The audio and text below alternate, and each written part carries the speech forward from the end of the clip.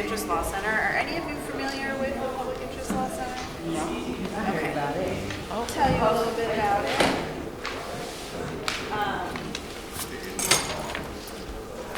So what you guys have in front of you is just a copy of this presentation, which, yeah, that's what you got, which I'm going to run through. Are all of you educators? Yeah. No, okay, so I wasn't you are? Okay, you're a teacher? Okay, I wasn't sure exactly who the crowd is. Since we're such a small group, maybe if you wouldn't mind, forgive me if you've already done this morning, but can we just quickly go around and sort of say what brings you here? I'm Pat, and I'll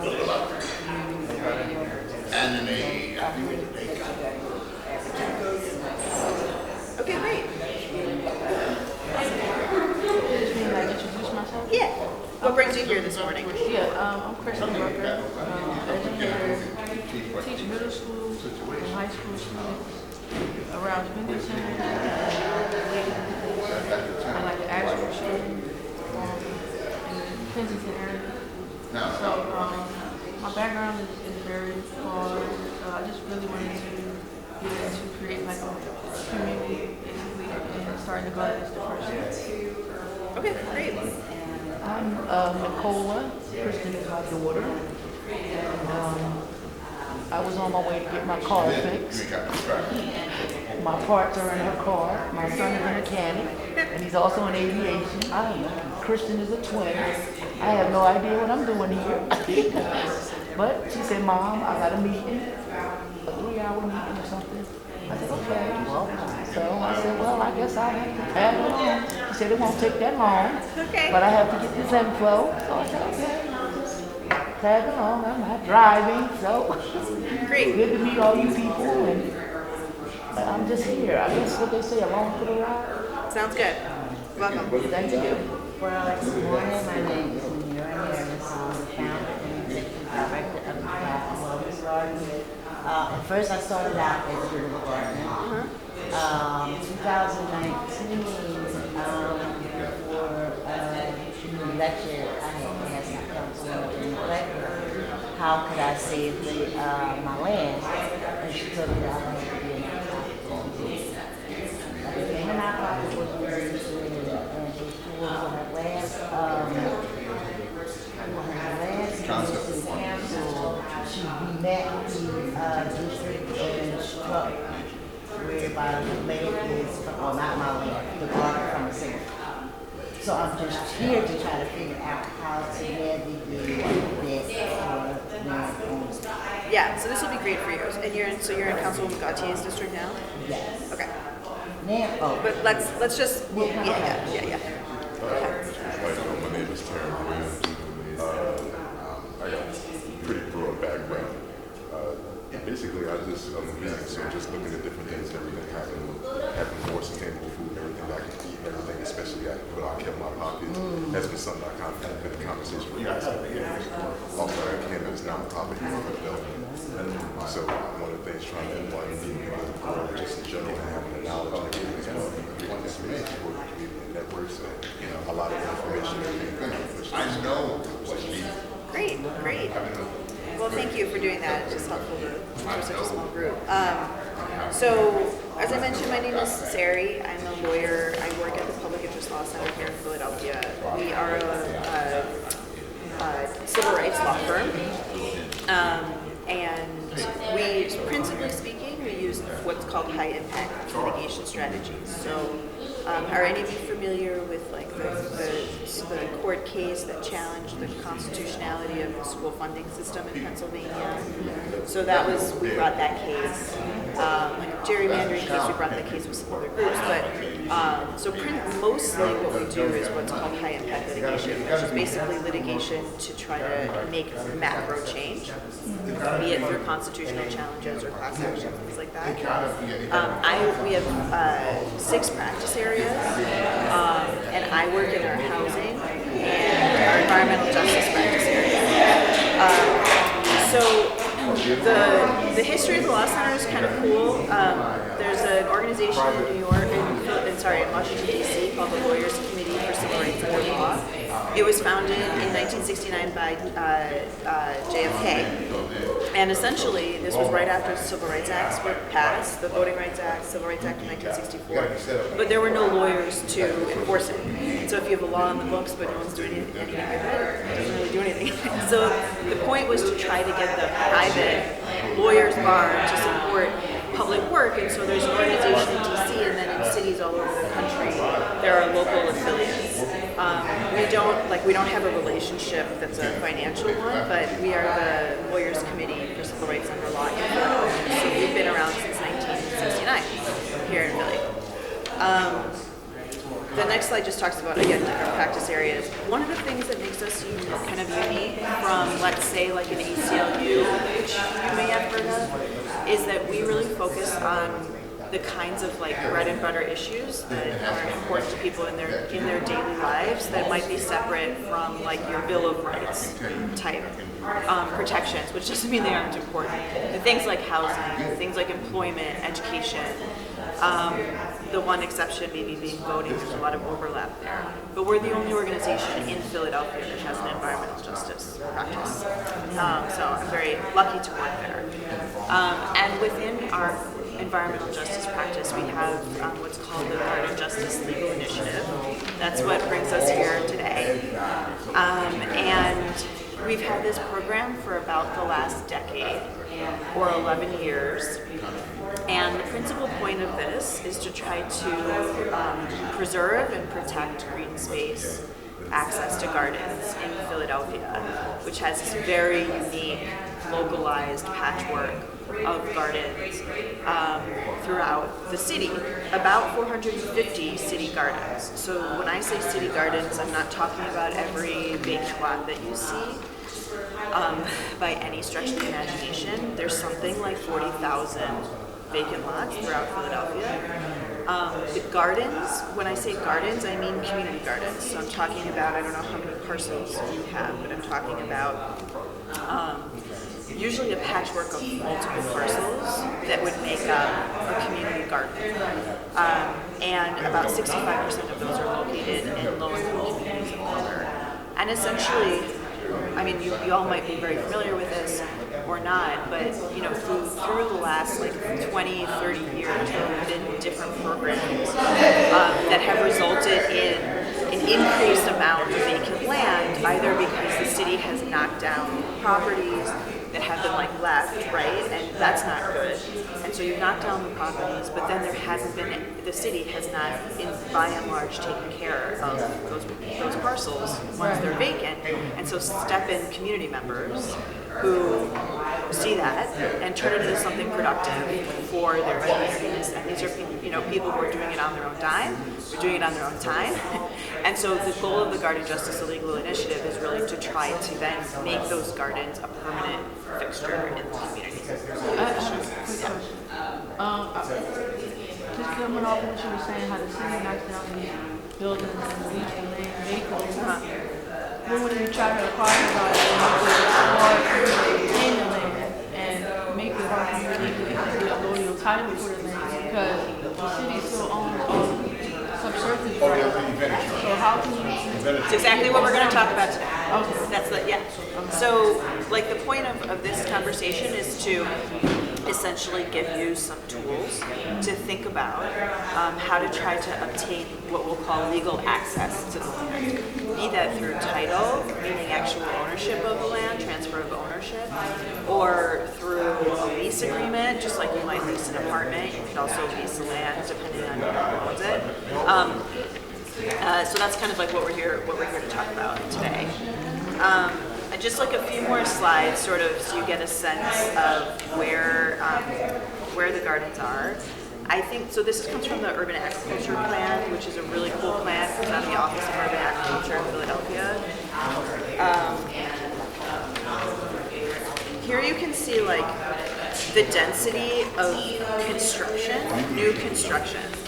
And so one of the things I think that's really interesting about this map is that you can see how much the density of new construction overlaps with the pre-existing gardens.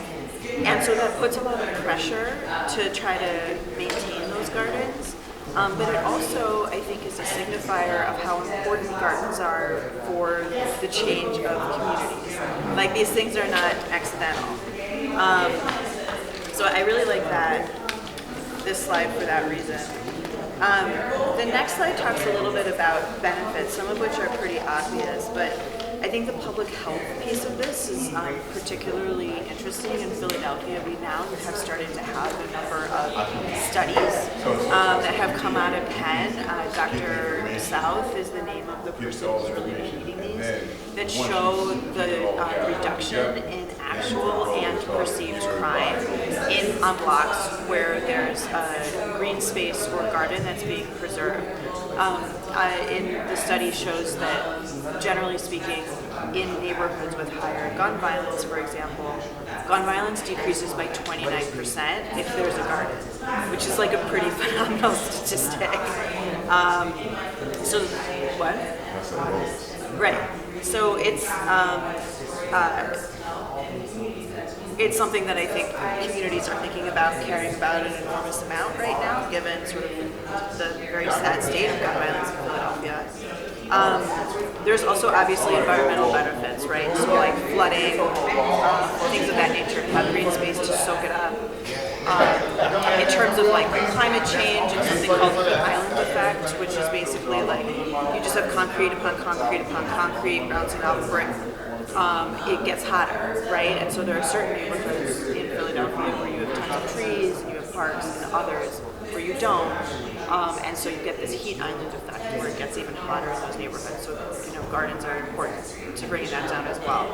And then there's just the community benefits, like bringing people together, a place to be.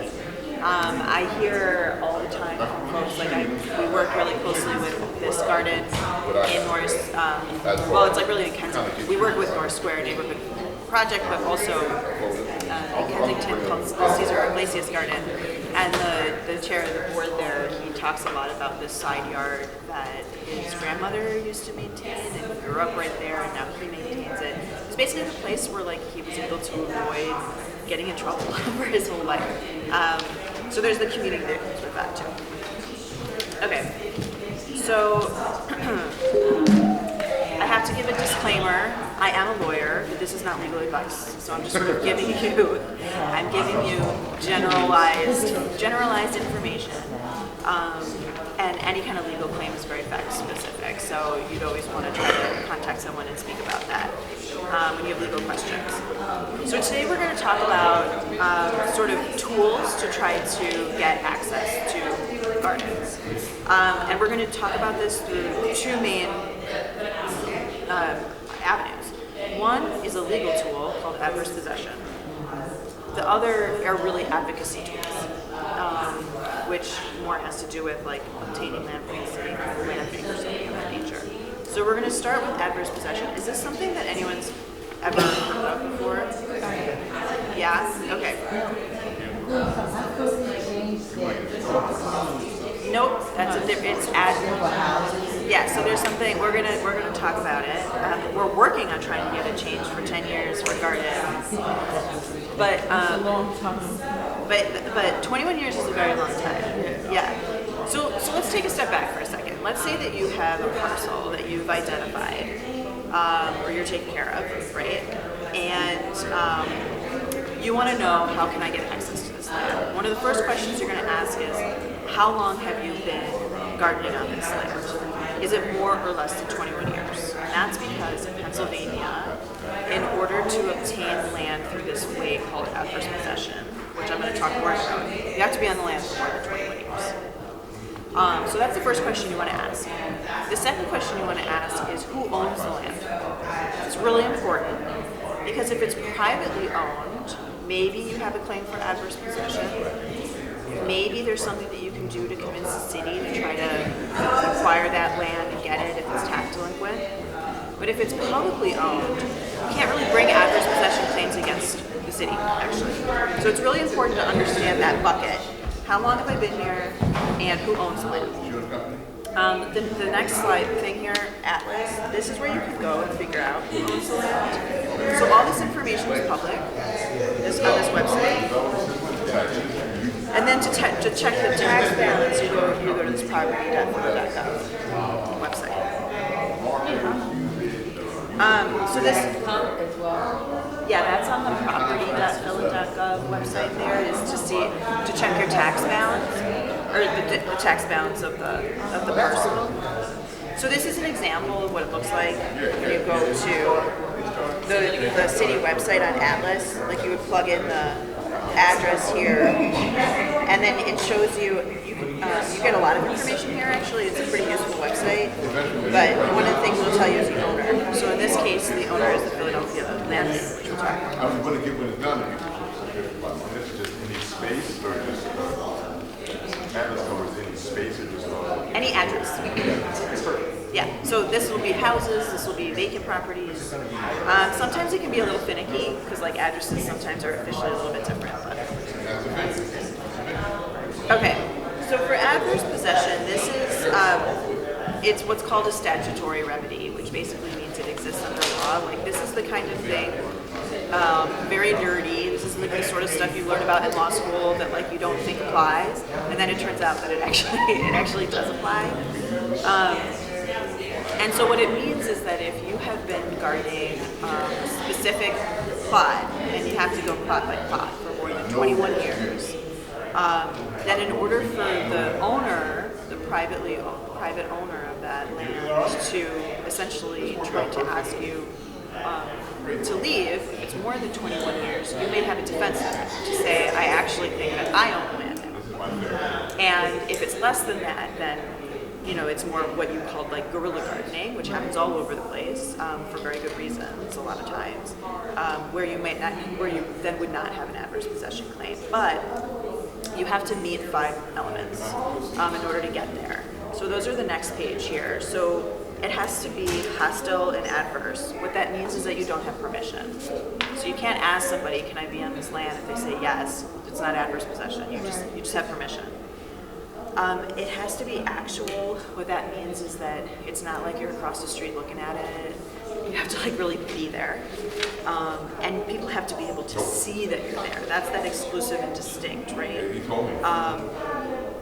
visible. So it's like, a lot of times you'll see this with a fence.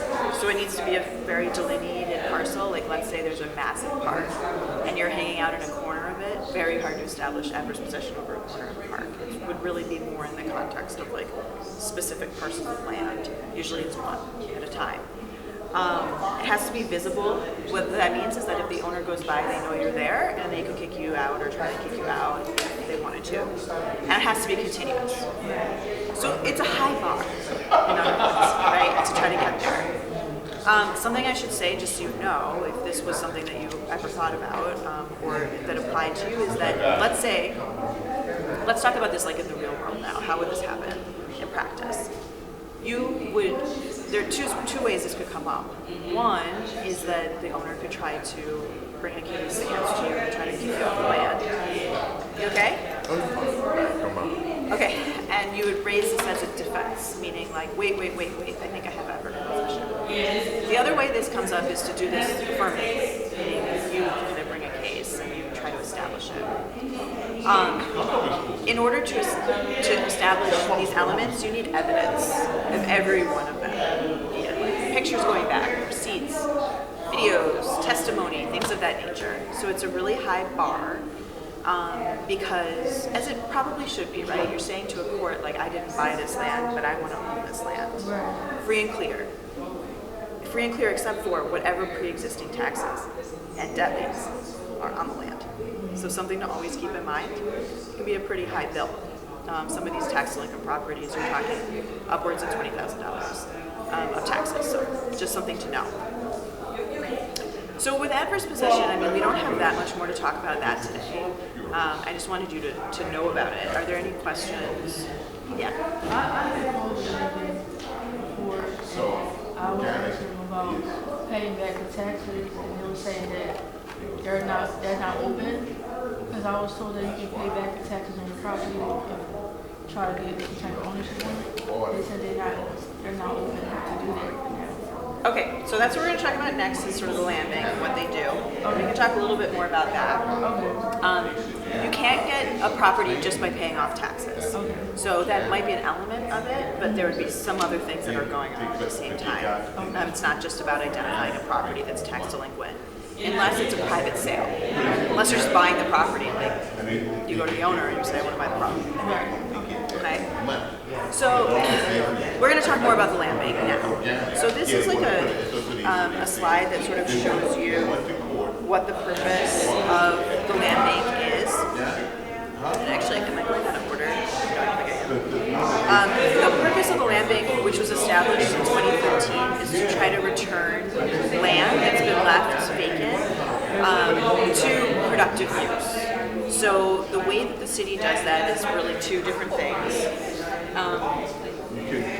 There was the pre-existing cycle, which was sort of that it was like a tax delinquent property, meaning the owner wasn't paying. It would be foreclosed. Then it would sell at sheriff's sale. Are any of you familiar with sheriff's sale?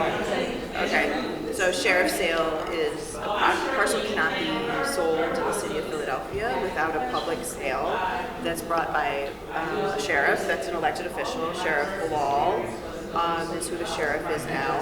And then people would go and they'd bid on it. And what would happen previously is that then like, it might be like a speculator. They bid on the parcel or someone else bids on it. They don't pay the taxes. And you've got this cycle where basically even if you have private ownership that's transferring hands, it's not returning to productive use. So in 2013, I'm not going to go through the whole history, but basically there's all these different land holding entities in Philadelphia. And there was a new law created.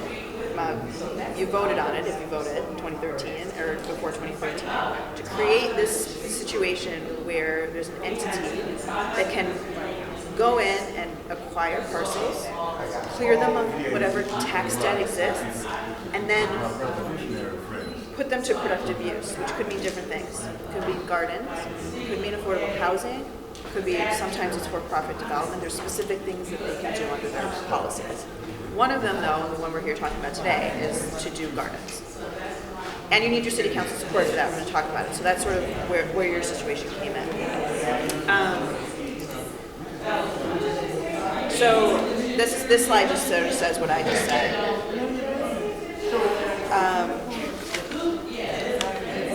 Okay. So the first thing you have to do if you're interested in seeing is this something that I can obtain from the city is to, again, know what the status of the land is currently. So there's two kinds of land, right? There's already publicly owned land or there's private land. Let's say you look up a parcel on Atlas and you see that it's privately owned. You go to the tax website and you see that there's essentially an absentee owner, right? Like someone bought this parcel, let's say in 1965. You see that there's tons of tax delinquency on it, and it's just sitting there. And you're gardening on the land, or you want to be gardening on the land. You can try to get the land bank to acquire that parcel. They would do it through sheriff's sale, and they'd clear all those back taxes. And then it would be the purpose of you being able to obtain it through what's called a disposition from the land bank.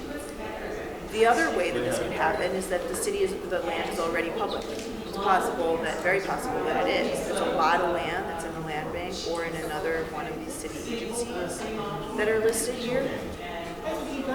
The Philadelphia Housing Authority, the Land Bank, the Redevelopment Authority, the City of Philadelphia. Sometimes you see the Department of Public Property. All of these are different land holding agencies within Philadelphia, and there can be some transfers back and forth. But if it's already public land, then you don't have to deal with the acquisition of it. You don't have to convince the land bank to spend the money to try to buy it. At that point, you're dealing with just trying to get it through a disposition. So the next slide talks about this acquisition policy. And so essentially what happens, which is different than like a regular old public sale, is that the city can exercise what's called a priority bid. There's actually legislation to change it right now, but priority bid means instead of going to the sheriff's sale and there's like a bid back and forth like what you imagine, $5, $10, $15, $20, right? there's an actual amount that's like delinquent on the parcel, and there's an actual assessment, and whatever the listing sale price is, like the starting price, the city can go in and purchase it for that price without having to bid. So it means that they are able to spend less money. The city doesn't have endless money, rather than getting into like bidding wars with developers or other speculators. So that's a really important tool. It's not just Philadelphia that has that. It's like any land bank around the country essentially has that sort of a policy, which is this priority bid policy, and that's how they can go in and acquire it without spending like, twice as much as maybe they would have. So, just to cut the right now, you said they'll just go in whichever back that, they'll just pay for that, or they'll come up with a price? There's like an assessed price that's a listing price. But when I talk about like liens that are owed, sometimes they're owed to private entities, but most of the time they're owed to the city itself. So it's not like the city, I'm talking about real estate tax, right? You have to pay real estate tax. If you get a license and inspection violation, that could be something that's on your parcel. Stormwater fees. These are all city fees, so they don't have to pay themselves for those. It's basically the value of the land itself, because it's still privately owned. So even though the person who owns the land might be like dead, that happens pretty frequently, or they might be like long gone and not taking care of the parcel, as the owner, they do have a right to the purchase price of the property. And so they're the ones that get that price, and then it goes to the city.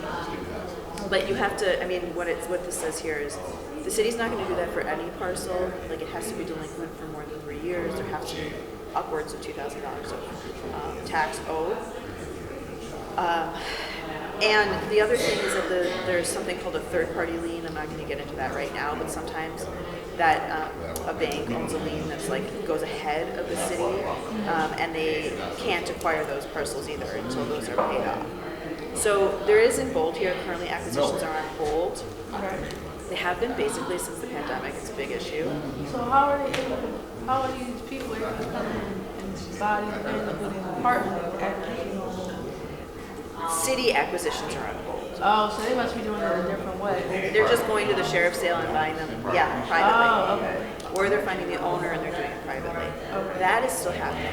Okay. But the city is not acquiring parcels, nor have they been actually taking parcels to sheriff's sales. So this is a little bit of a double-edged sword, because sheriff sales can be very dangerous for people who legitimately own land, right, to lose land. And so in some ways, maybe it's a protection that the city has not been going forward with sheriff sales. On the other hand, we haven't been able to turn over any parcels, which is citywide, a lot of people think a big issue.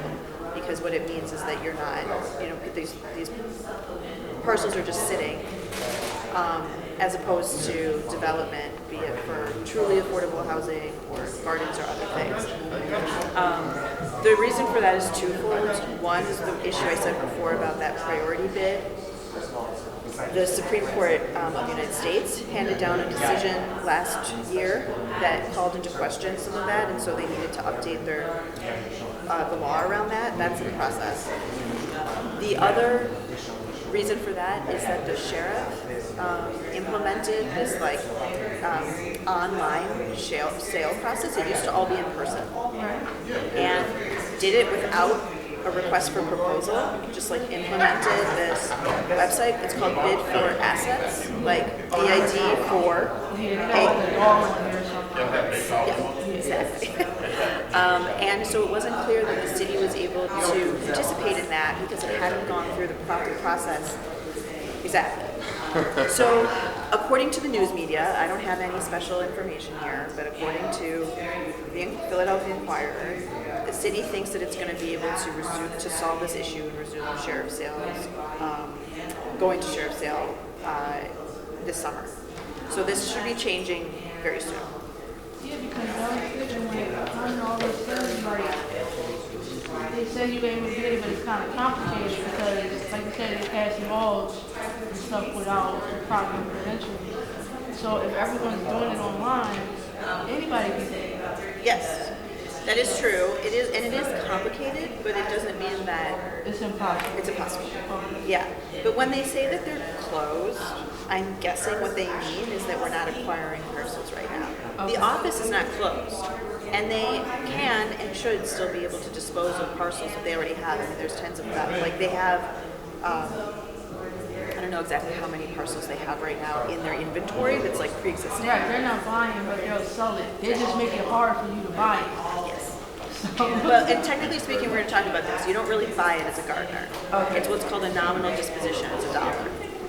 It comes with a lot of strings, though. I'm going to tell you about the strings, okay? So the next slide has to do with something called like a U.S. bank lien. This is, I don't want to go like too far into the details on this, but this is that third-party bank lien I was just talking about, where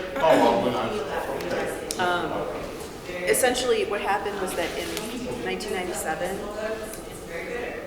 the city was trying to raise money for the school district, and so they bundled together the liens on 30,000 parcels. They sold it to what was then Wachovia Bank in exchange for a loan. The city defaulted on that loan, and what that meant is that the bank became a primary lien holder. And so they can bring the parcels to sheriff sale. Even though the city hasn't been doing that, they have been, and there's a lot of guarded parcels that are caught up in that. So we've been doing tons of advocacy to try to save community Who's gardens. making these decisions? To bring the parcels No, to, like, why would you sell that land to one person? well, it's to a bank. And a lot of people believe that was the wrong decision. But the mayor made that decision in 1997. That's who made that decision. What? What mayor was I that? think it was not her. I'm not 100% sure. Oh, God, no wonder. So we basically trying to clean up what he messed up. Well, I mean, this isn't every parcel. This Okay, is that's just, just it's some that one thing we got rid parcels. of. Okay. It's some parcels. So, but essentially, there's not a lot of dispute about the fact that that was a bad decision. Okay. For sure. So that's why all the schools and stuff had to get closed down eventually. No, I think that's a different issue. Okay. Yeah. What? Yeah. So the reason this is important is just because these move at a different track. Okay. So if you were to look up a parcel and when you check the balance, the tax balance, you see like the collector is listed as the line barter, LBR. That's a signifier that it could have this special kind of lien.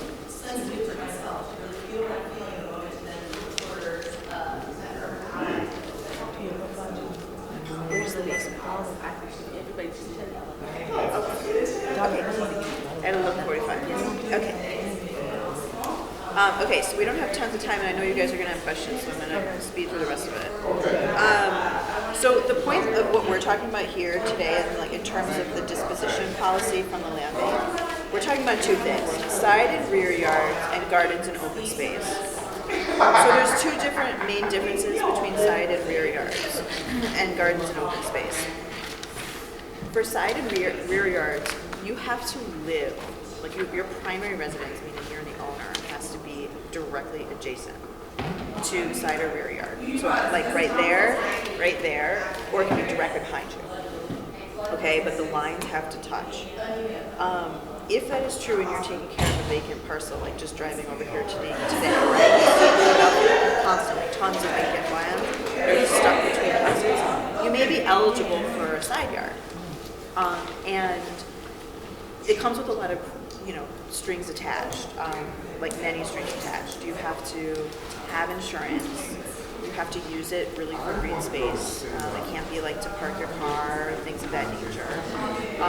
There's something called a 30-year mortgage, which does not act like a regular mortgage, but what it creates is like a restriction on how you can use the land. So what you're saying to the city, is basically like, I want this land for $1. I essentially want this land for free. It will go into your name. But for 30 years, you have to keep it as the garden. You have to use it. You can't just have it sitting there. Right. I mean, you have to maintain it.